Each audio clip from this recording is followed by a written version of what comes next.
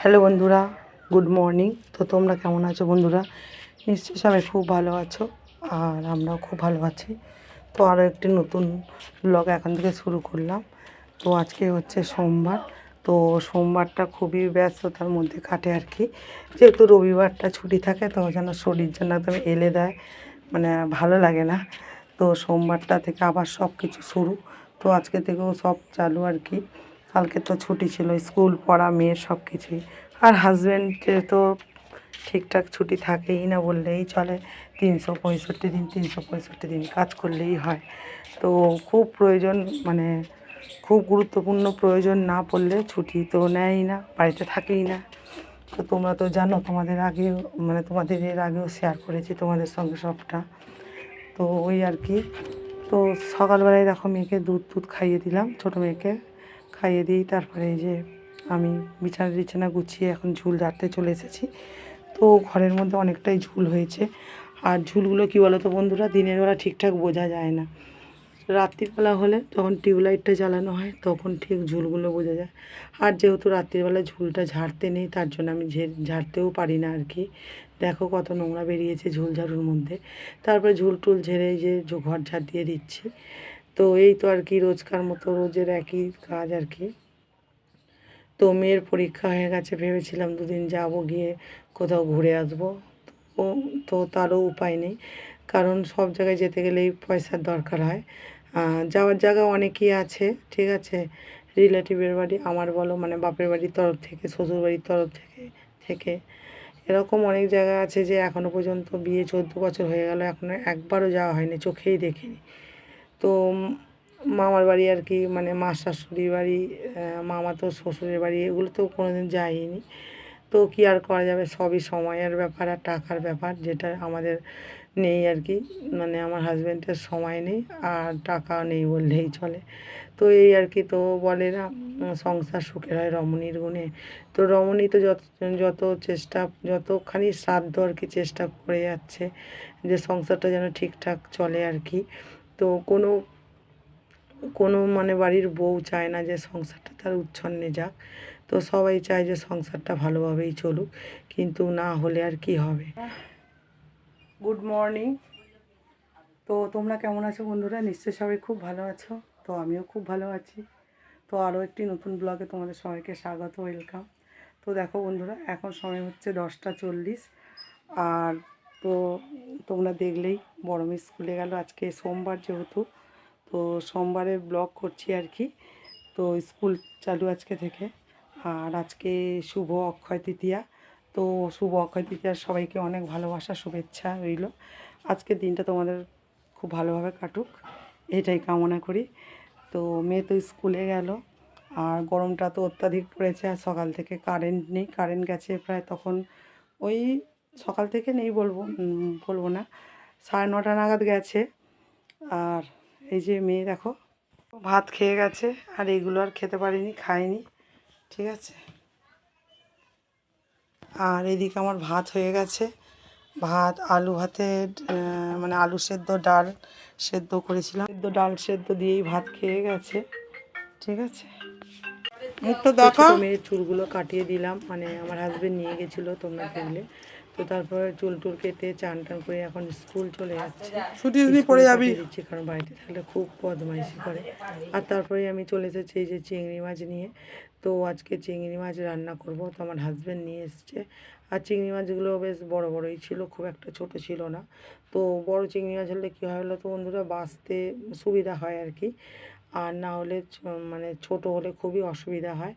তো তার জন্য কিন্তু আমার ছোট চিংড়িগুলোই খেতে ভালো লাগে, এই বড় চিংড়িগুলো খাই না, অতটা খাই না বললেই চলে, মানে তরকারিটা খাই, চিংড়ি মাছটা খাই না আর কি। তারপরে এই যে দেখো বসে পড়েছি এখন বটি নিয়ে লাউ কাটার জন্য। না, এই লাউটা আমি কিনে আনিনি, এটা আমার মানে বাপের বাড়ি থেকে দিয়েছে। তো বাপের বাড়ির গাছে হয়েছে লাউটা, তো একদম কচি লাউটা। তো দুটো হয়েছে, আমার মা একটা রেখেছে আর আমার জন্য একটা পাঠিয়ে দিয়েছে, মানে আমার হাজব্যান্ড গেছিলো, তো মাকে, সরি হাজব্যান্ডকে দিয়ে আর কি পাঠিয়ে দিয়েছে এই লাউটা।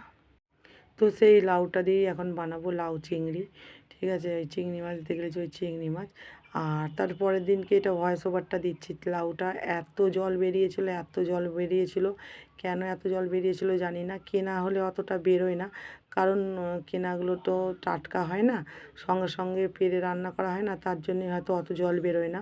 আর যেহেতু এটা পুরো টাটকা ছিল একদম লাউটা, তার জন্যে হয়তো আর মানে সঙ্গে সঙ্গে ধুয়েই বসিয়ে দিয়েছিলাম রান্না, এমনি অনেকটা দেরি হয়ে গেছিলো বলে, সেই জন্যে হয়তো এতটা জল বেরিয়েছিল। একটা ফোঁটা তো জল দিইনি। তারপরে মানে অতটা জল শুকোতেও পারিনি আর কি, মানে একটু জল জল সমেতই নামাতে হয়েছিল আর কি, এতটাই মানে জল মানে একটু ঝোল ঝোল মতো আর কি। তো এই দেখো চিংড়ি মাছগুলো বেছে ধুয়ে নিয়ে এখন নুন হলুদ মাখিয়ে ভেজে নিচ্ছি। তো লাউ চিংড়ি করব আর ডাল করব, এটা হলেই হয়ে যাবে। আর চিংড়ি মাছ যাতে পড়বে তাতেই খেতে খুব ভালো লাগে আর কি, খুব মানে যাই দিয়ে করো, ঢ্যাঁড়স দিয়ে বলো, কচু দিয়ে বলো, বাঁধাকপি দিয়ে বলো, এঁচোড় দিয়ে বলো, তো সব দিয়েই ভালো লাগে। আমার তো ভালো লাগে সেন্টটা খুব, মানে চিংড়ি মাছ অতটা খাই না, আগে খুব ভালোবাসতাম, কিন্তু এখন আর চিংড়ি মাছটা খাই না, কিন্তু তরকারিটা খেতে আমার খুব ভালো লাগে। ওই গন্ধে গন্ধে যেন আমার ভাত খাওয়া হয়ে যায়। আর এই যে লাউটা দেখো সঙ্গে সঙ্গে ধুয়ে রেখেছিলাম একটুখানি, মানে 5 মিনিটের মতো, তারপরে দিয়ে দিলাম, আর জলও খুব বেরিয়েছিল। তো এই আর কি, তো রোজকার জীবন আবার শুরু হয়ে গেল আজকে থেকে। আর আমারও ইচ্ছে করে যে দুদিন মেয়েটার পরীক্ষা হয়ে গেছে, কোথাও কাছে পিঠে একটু ঘুরে বেরিয়ে আসি, মানে কোনো রিলেটিভের বাড়ির থেকে আর কি। তো উপায় নেই যাওয়ার, প্রথমত হাজব্যান্ড ছুটি নেই, তারপরে আর কাছে পিঠে গেলে অতটা টাকা দরকার হয় না, কিন্তু মেন হচ্ছে আমার হাজব্যান্ডের ছুটি নেই, তার জন্য আর আমাদেরও যাওয়া হয় না। আর দেখো বন্ধুরা লাউটা দিয়ে কত জল বেরিয়েছে, যেটা বললাম, তো তার জন্যই হয়ে ওঠে না। তো দেখছি, ভাবছিলাম যে একটু চলো কোথাও ঘুরে আসি, তো বলছে আমার সময় হবে না, তোমরা যাও। আর আমি কি বলো তো বন্ধুরা, অতটা বাসে ট্রেনে চাপতে পারি না, কারণ মানে ছোটোবেলা থেকেই আমি তেমনভাবে একা কোথাও যাইনি, ঠিক আছে, বাসে ট্রেনে উঠলেই আমার খুব নার্ভাস লাগে, তার জন্য। আর এই যে আমি খেতে বসে গেছি, আর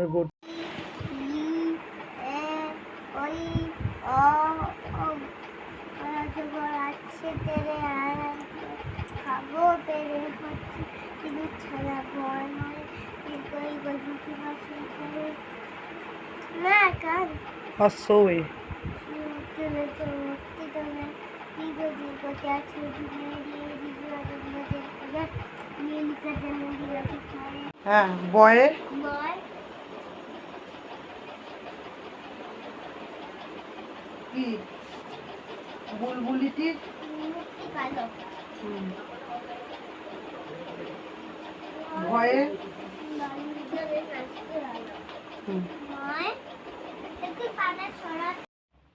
তারপরে দেখো ছোটো মেয়েকে এদিকে পড়তে বসিয়েছি, আর বড়ো মেয়েও বসেছে পাশে। আর আমি এখানে জামার বোতামগুলো দুটো ছিঁড়ে নিয়ে এসেছে, মানে নতুন যে পয়লা বৈশাখের জন্য জামা দুটো কিনেছিলাম, ওর একটা জামা আর কি বোতামগুলো নড়নড় করছিল, আর স্কুলে গেছিলো ছোটো মেয়ে সেদিন, আর দুটো বোতামই ছিঁড়ে গেছে আর কি, তার জন্য আর স্কুল ব্যাগে করে বোতাম দুটো নিয়ে এসেছে বাড়িতে। তো বোতামগুলো লাগিয়ে দিই, নাহলে হবে না, তার জন্য বোতামগুলো লাগিয়ে দিচ্ছে। আর এখানে পড়তে বসিয়েছে, দেখো কেমন করছে, মানে একটু যেন ভগবান যেন স্থির দেয়নি, সব সময় মানে হাত পা সবসময় কথা বলছে। তো এই আর কি, আর কি বলো তো, এদেরকে নিয়েই তো মানে সারাদিনটা কেটে যায়, এরা ছাড়া আর আছেই বা কেউই নেই। তো এদেরকে নিয়ে আমার সব কিছু, এদেরকে নিয়ে আমার গোটা পৃথিবী। তো দেখো চলে এসেছি, খাওয়া দাওয়া সব কমপ্লিট, আর পাখার হাওয়া শোনা যাচ্ছে না, আর আমার গলারও জোর নেই খুব একটা। তো এখন অনেকটাই রাত্রির হয়ে গেছে। তো দেখো এই যে মেয়েরা ঘুমিয়ে পড়েছে, আর স্ট্যান্ড ফ্যান চলছে, আর উপরে সিলিং ফ্যান চলছে।